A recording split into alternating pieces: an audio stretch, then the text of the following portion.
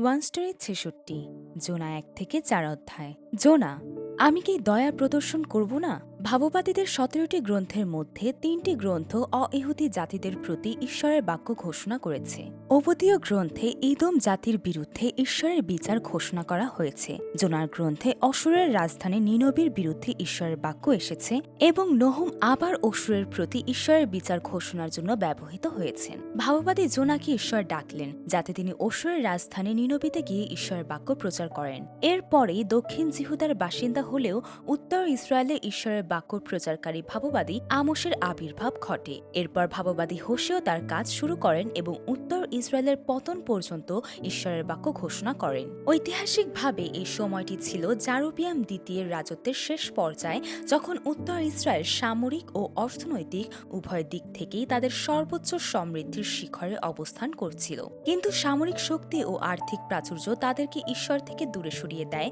এবং মনের আনন্দে মূর্তি পূজায় নিমগ্ন করে। এখন আমরা জোনার গ্রন্থের দিকে মনোনিবেশ করব।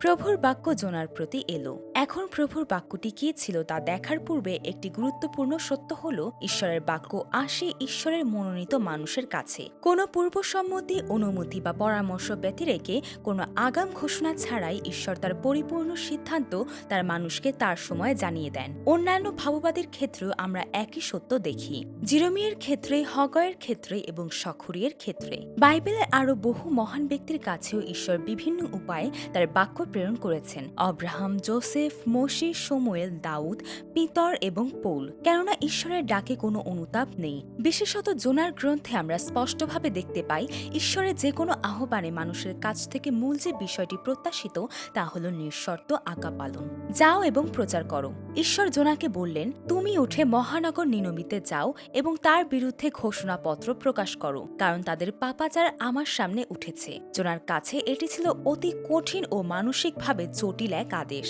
কারণ অসুর কেমন জাতি ছিল, তারা কতটা পাপী, নিষ্ঠুর এবং বর্বর ছিল, এর সবই জোনা ভালোভাবে জানতেন। অসুরীয়দের দুষ্টতা এত বড় হয়ে উঠেছিল যে তা ঈশ্বরের সামনে পৌঁছে গিয়েছিল। ইতিহাসে যে জাতিগুলো বিশ্বজয়ের ক্ষমতা অর্জন করেছিল তাদের চরিত্রে কিছু মিল পাওয়া যায়। অসুর ও মঙ্গলদের মতো জাতিগুলো যুদ্ধের পর পরাজিত দেশগুলোর মানুষদের নির্মমভাবে চূর্ণ বিচূর্ণ করত, বিশেষত পুরুষদের কোনো দয়া দেখাতো না।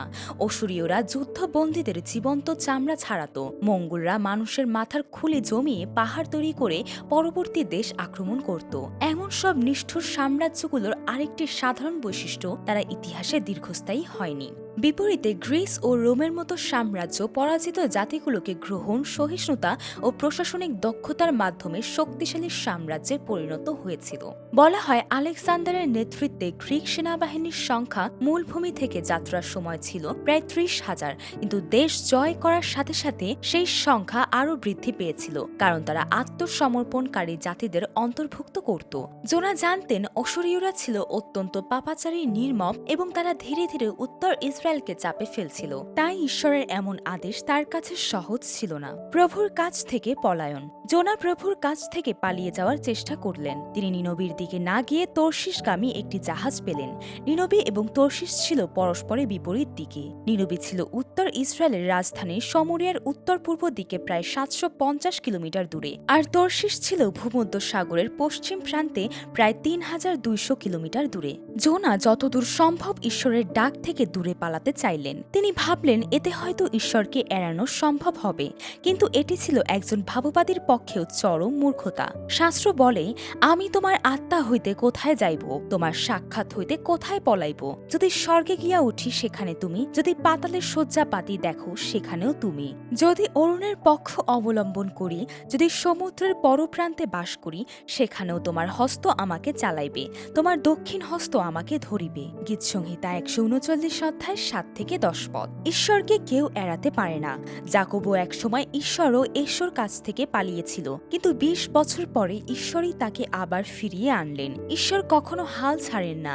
ঈশ্বর ডাকলে মানুষ কেবল দুটি পথে যেতে পারে, সরাসরি আজ্ঞা পালন বা শাস্তি পেয়ে আজ্ঞা পালন। তোমরা আমাকে তুলে সমুদ্রে নিক্ষেপ করো। ঈশ্বর জানতেন জোনা আজ্ঞা মানবেন না এবং নিনবীর পরিবর্তে পালানোর চেষ্টা করবেন, তাই ঈশ্বর আগেই কিছু ব্যবস্থা প্রস্তুত রেখেছিলেন। প্রথম প্রথম ব্যবস্থা ছিল এক প্রচণ্ড ঝোড়ো বাতাস। ঝড় এতটাই শক্তিশালী ছিল যে জাহাজ ভেঙে যাওয়ার উপক্রম হলো। নাবিকেরা ভয়ে প্রত্যেকে নিজেদের দেবতাদের কাছে প্রার্থনা করল এবং জাহাজ হালকা করার জন্য মালপত্র সমুদ্রে নিক্ষেপ করল। কিন্তু সঠিক কারণটি না জানার কারণে তারা ভুল অনুমান করে নিজেদের মতো করে যা পারল করল।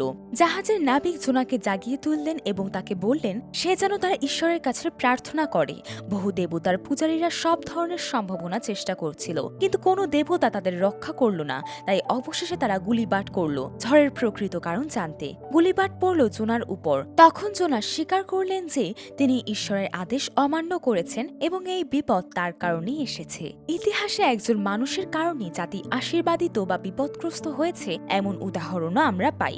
যোসেফের কারণে যাকবের পরিবার জীবিত রইল, পটিফরের গৃহ আশীর্বাদ পেল, মিশর দুর্ভিক্ষ থেকে রক্ষা পেল, গলিয়াথের কারণে সমগ্র ইসরায়েল ভয়ে কাঁপল। আবার দাউদের মাধ্যমে সেই ভয় দূর হলো।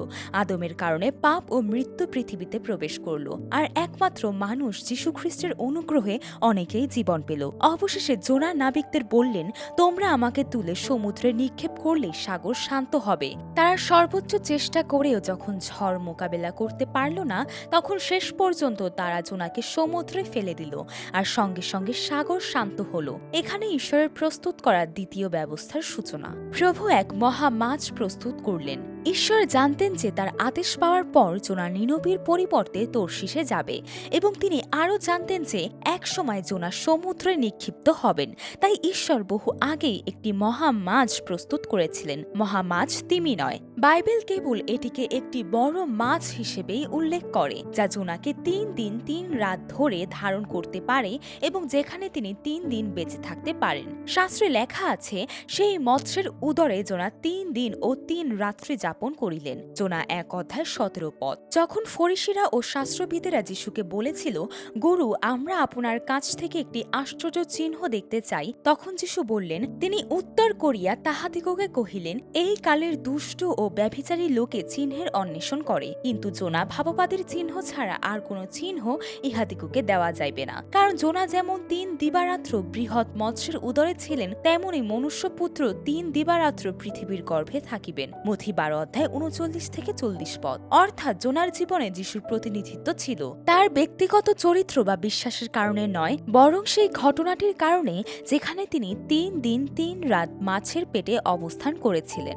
যা মানত করেছি তা পূর্ণ করব। জোনার প্রার্থনা করলেন, তিনি বিপদের মধ্য থেকে ঈশ্বরকে ডাকলেন। তিনি জানতেন ঈশ্বরই তাকে সমুদ্রের গভীরে সাগরের মাঝখানে নিক্ষেপ করেছেন। তবুও তিনি বললেন, যদিও তিনি ঈশ্বরের দৃষ্টির বাহিরে নিক্ষিপ্ত হয়েছেন, তিনি আবার ঈশ্বরের পবিত্র মন্দিরের দিকে দৃষ্টিপাত করবেন। তিনি যে স্থানে ছিলেন তা কোনোভাবেই আরামদায়ক ছিল না। যত বড়ই হোক, সেটি তো এক মাছের পেট। জলরাশি আমাকে ঘেরিল, প্রাণ পর্যন্ত উঠিল, জলধি আমাকে বেষ্টন করিল। জোনা 2:5 পদ। তিনি অনুভব করলেন যেন পর্বতের শিকড়ে নেমে এসেছেন। পৃথিবীর দণ্ডগুলো তাকে আবদ্ধ করেছে। তবুও তিনি স্বীকার করলেন, আমি পর্বতগণের মূল পর্যন্ত নামিয়া গেলাম, আমার পশ্চাতে পৃথিবীর অর্গল সকল চিরতরে বদ্ধ হইল। তথাপি হে আমার ঈশ্বর সদাপ্রভু, তুমি আমার প্রাণকে কূপ হইতে উঠাইলে। জোনা 2:6 পদ। তার প্রাণ ক্লান্ত হয়ে পড়লে তিনি ঈশ্বরকে স্মরণ করলেন এবং তার প্রার্থনা ঈশ্বরের কাছে পৌঁছল। তিনি ঘোষণা করলেন, কিন্তু আমি তোমার উদ্দেশ্যে স্তবধ্বনি সহ বলিদান করিব। আমি যে মানত করিয়াছি তাহা পূর্ণ করিব, পরিত্রাণ সদাপ্রভুরই কাছে। জোনা 2:9 পদ। এরপর ঈশ্বর মাছটিকে আদেশ করলেন এবং মাছ জোনাকে স্থলে উগরে দিল। যাও এবং ঘোষণা করো। ঈশ্বর পুনরায় জোনাকে বললেন, তুমি সেই মহানগর নিনবীতে যাও এবং আমি যে বার্তা দেব তা ঘোষণা করো। ঈশ্বর পরিবর্তন হন না, তাই দ্বিতীয়বারের আদেশও প্রথমবারের মতোই ছিল। যেমন ঈশ্বর 20 বছর পর যাকবকে আবার বলেছিলেন, তুমি বৈথলে উঠে যাও এবং সেখানে বসবাস করো এবং সেই ঈশ্বরের উদ্দেশ্যে একটি বেদি নির্মাণ করো, যিনি এসো থেকে পালানোর সময় তোমার কাছে উপস্থিত হয়েছিলেন। তেমনি ঈশ্বর জোনাকেও ভুলে যাননি। এইবার জোনা উঠে দাঁড়ালেন এবং ঈশ্বরের আদেশ মতো নিনবীতে গেলেন।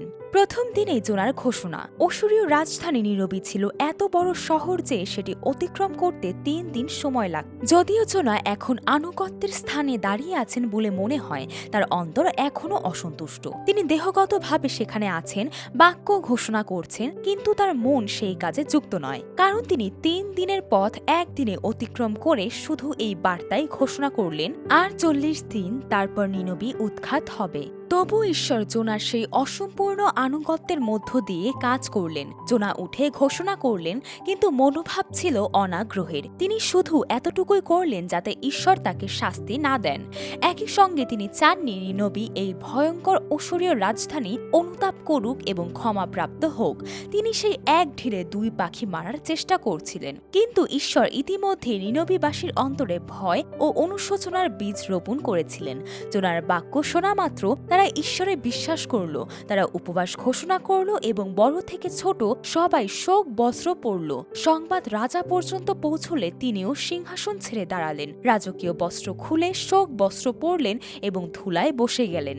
এরপর তিনি ঘোষণা করলেন, আর তিনি নিনবীতে রাজার ও তাহার অধ্যক্ষগণের আদেশে এই কথা উচ্চস্বরে প্রচার করাইলেন, মনুষ্য ও গোমেশাদি পশু কেহ কিছু আস্বাদন না করুক, ভোজনকে জল গ্রহণ না করুক, কিন্তু মনুষ্য ও পশু চট পরিধান করিয়া যথাশক্তি ঈশ্বরকে ডাকুক, আর প্রত্যেকজন আপন আপন কুপথ ও আপন আপন হস্তস্থিত দৌরাত্ম্য হইতে ফিরুক। হয়তো ঈশ্বর ক্ষান্ত হইবেন, অনুশোচনা করিবেন ও আপন প্রজ্বলিত ক্রোধ হইতে নিবৃত্ত হইবেন, তাহাতে আমরা বিনষ্ট হইব না। জোনা 3 অধ্যায় 7 থেকে 9 পদ। তারা যখন অনুতাপ করল, ঈশ্বরও পরিকল্পিত বিপর্যয় থেকে ফিরে এলেন। তোমার রাগ করার অধিকার কি আছে? জোনা চাননি নিনবী অনুতাপ করুক, তাই যখন ঈশ্বর তাদের উপর বিপর্যয় আনলেন না, জোনা অত্যন্ত অসন্তুষ্ট হয়ে রুষ্ট হলেন। তিনি ঈশ্বরের কাছে অভিযোগ করলেন। আসলে তিনি বললেন, আমি তো জানতাম এমনই হবে। জোনার অর্থ ছিল, ঈশ্বর তাকে পাঠিয়েছেন ধ্বংস করার জন্য নয়, বরং রক্ষা করার জন্য, এবং এজন্যই তিনি তর্শিসে পালিয়েছিলেন। তিনি বললেন, কেননা আমি জানিতাম তুমি কৃপাময় ও স্নেহশীল ঈশ্বর, ক্রোধে ধীর ও দয়াতে মহান, এবং অমঙ্গলের বিষয়ে অনুশোচনাকারী। জোনা 4 অধ্যায় 2 পদ, নহিমীয় 9 অধ্যায় 17 পদ। তিনি আরো বললেন, অতএব এখন হে সদাপ্রভু, বিনতি করি, আমা হইতে আমার প্রাণ হরণ করো, কেননা আমার জীবন অপেক্ষা মরণ ভালো। জোনা 4 অধ্যায় 3 পদ। তখন ঈশ্বর জিজ্ঞেস করলেন। সদাপ্রভু কহিলেন, তুমি ক্রোধ করিয়া কি ভালো করিতেছ? জোনা 4 অধ্যায় 4 পদ। জোনা বুঝতে পারছেন না ঈশ্বর তাকে দিয়ে কি শিক্ষা দিতে চান। এটাই মানুষের জীবনগত মূর্খতা।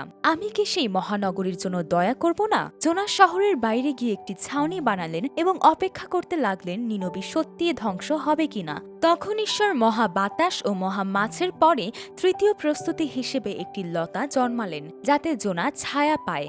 কিন্তু ঈশ্বর চতুর্থ যে বিষয়টি প্রস্তুত করলেন তা ছিল একটি কীট, যা ভোরবেলায় লতাটিকে খেয়ে ফেলল। সূর্য ওঠার পর উত্তপ্ত বাতাস জোনার মাথায় পড়ল এবং তিনি মৃত্যুর আকাঙ্ক্ষা প্রকাশ করলেন। বেঁচে থাকার চেয়ে আমার মরাই ভালো। ঈশ্বর আবার জিজ্ঞাসা করলেন, লতা নিয়ে তোমার রাগ করার অধিকার আছে কি? জোনা বললেন, হ্যাঁ আছে, আমি এতটাই রাগ করেছি যে মরে যেতে চাই। তখন ঈশ্বর মূল কথা প্রকাশ করলেন।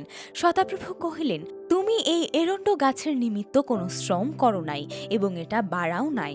ইহা এক রাত্রিতে উৎপন্ন ও এক রাত্রিতে উচ্ছিন্ন হইল, তথাপি তুমি ইহার প্রতি দয়াদ্র হইয়াছ। তবে আমি কি নিনবীর প্রতি, ওই মহানগরের প্রতি দয়াদ্র হইব না? তথায় এমন 1,20,000,000 অধিক মনুষ্য আছে, যাহারা দক্ষিণ হস্ত হইতে বাম হস্তের প্রভেদ জানে না, আর অনেক পশুও আছে। জোনা 4 অধ্যায় 10 থেকে 11 পদ।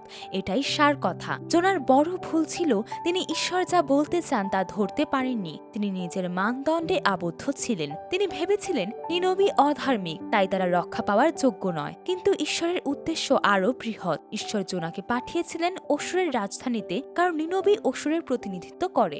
অসুরের বিচার নির্ধারিত ছিল। জোনা আনুমানিক খ্রিস্টপূর্ব 750 সালে নিনবীতে প্রচার করেন। 100 বছর পর নহুমের মাধ্যমে অসুরের প্রতি চূড়ান্ত সতর্কবার্তা ঘোষণা হয়, এবং তার প্রায় 40 বছর পর খ্রিস্টপূর্ব 612 সালে বাবিলের হাতে অসুর ধ্বংস হয়। তাহলে ঈশ্বর জোনার বইয়ের মাধ্যমে আসলে কি বলতে চান? যদি ঈশ্বরের উদ্দেশ্য নিনবীর মানুষকে স্থায়ীভাবে রক্ষা করা হতো, তাহলে 140 বছর পর অসুরের ধ্বংস কেন ঘটল? কারণ ঈশ্বরের মূল আগ্রহ কখনো অসুর বা নিনবী ছিল না। ঈশ্বরের সন্তান হলে তিনি কি আপনাকে আরো বেশি মূল্য দেবেন না? ঈশ্বর জোনাকে বললেন, তবে আমি কি নিনবীর প্রতি, ওই মহানগরের প্রতি দয়াদ্র হইব না? তথায় এমন 1,20,000 অধিক মনুষ্য আছে, যাহার দক্ষিণ হস্ত হইতে বাম হস্তের প্রভেদ জানে না, আর অনেক পশুও আছে। জোনা 4:11 এভাবে ঈশ্বর বোঝাতে চাইলেন যে তাদের ধ্বংস করাই তার উদ্দেশ্য নয়। জোনা, আমোস এবং হিস্কিও হোশেয়ার ভবিষ্যৎবাণীর পর খুব দ্রুত উত্তরীয় ইসরায়েল ধ্বংস হবে এবং দক্ষিণ জিহুদাও পতনের পথে এগোবে। তবে এগুলো আসছে বাবিলের কারণে নয়, এসব হচ্ছে ঈশ্বরের হাতেই পুনরুদ্ধারের উদ্দেশ্যে। তখন ঈশ্বরের নিজস্ব জাতি চিৎকার করে বলবে, ঈশ্বর কোথায়? তিনি কেন সাহায্য করছেন না? ঈশ্বর কি ধ্বংসে আনন্দ পান? কেন তিনি আমাদের সঙ্গে, তার নির্বাচিত জাতির সঙ্গে এমনটি ঘটতে দিচ্ছেন? এই কারণেই ঈশ্বর জোনার কাহিনীর মাধ্যমে প্রস্তুত করা সমস্ত মঞ্চ উপকরণ, বড় ঝড়, বড় মাছ, লতা এবং কীট ব্যবহার করলেন, যেন স্পষ্ট করেন, এখন যদিও উত্তর ইসরায়েল এবং দক্ষিণ জিহুদা ধ্বংস হবে, তবু এটি ঈশ্বরের মূল উদ্দেশ্য নয়, বরং ঈশ্বর তার জাতিকে পুনরায় ফিরিয়ে আনতে আগ্রহী। এটাই তিনি পরোক্ষভাবে প্রকাশ করছেন। ঈশ্বর তার ভালোবাসা প্রকাশ করছেন নিনবীর 1,20,000 মানুষের জীবনের সঙ্গে সেই লতার তুলনা করে, যেটি কিনা মানুষ পর্যন্ত নয়, তুচ্ছ এক দিনের জীবন যা রাতারাতি জন্মে এবং রাতারাতি শুকিয়ে যায়। নিনবী ছিল নিকৃষ্ট, পাপাচারে ভরা এবং ধ্বংসের যোগ্য, কিন্তু তবুও ঈশ্বর তাদের প্রতি দয়ার মন রাখলেন। তাহলে কত বেশি ঈশ্বর যত্ন নেবেন তার নিজস্ব জাতির, ইসরায়েলের, যাদের তিনি অব্রাহামের দিন থেকে রক্ষা করেছেন, পথ দেখিয়েছেন, লালন করেছেন আর অনুগ্রহ প্রদান করেছেন। যেভাবে জোনা একদিনের জন্য জন্ম নেওয়া লতাটিকে এত ভালোবাসলো, তেমনি ঈশ্বর বলছেন, যদি আমি নিনবীর মতো অমঙ্গলকারী জাতির উপরও দয়া করি, তবে আমার নিজ সন্তানদের প্রতি আমি কত না বেশি যত্নবান হব। যারা ঈশ্বরকে স্বীকার করে না, এমন মানুষের জীবনেও যেহেতু ঈশ্বর কাজ করছেন, তবে আমাদের জীবনে যারা তাকে চিনি, যারা ঈশ্বরের সন্তান, ঈশ্বর কত বেশি কার্যকরভাবে কাজ করছেন। এটাই ঈশ্বরের হৃদয়, এটাই ঈশ্বরের প্রেম, যা তিনি জোনার বইয়ের মাধ্যমে আমাদের প্রকাশ করতে চান। ভাববাদীদের বইয়ের মধ্য দিয়ে ঈশ্বরের প্রেমের এই কাহিনী আরো স্পষ্ট হয়। এটি সেই গল্প যেখানে ঈশ্বর তার জাতিকে নিশ্চিতভাবে তার সন্তান করতে আগ্রহী এবং তাদের সঙ্গে বিশ্বাসে চলতে চান। তার উৎসাহ, তার আগ্রহ, তার অনন্ত প্রেম সবই এই কাহিনীর মাধ্যমে প্রকাশিত হয়। আমেন।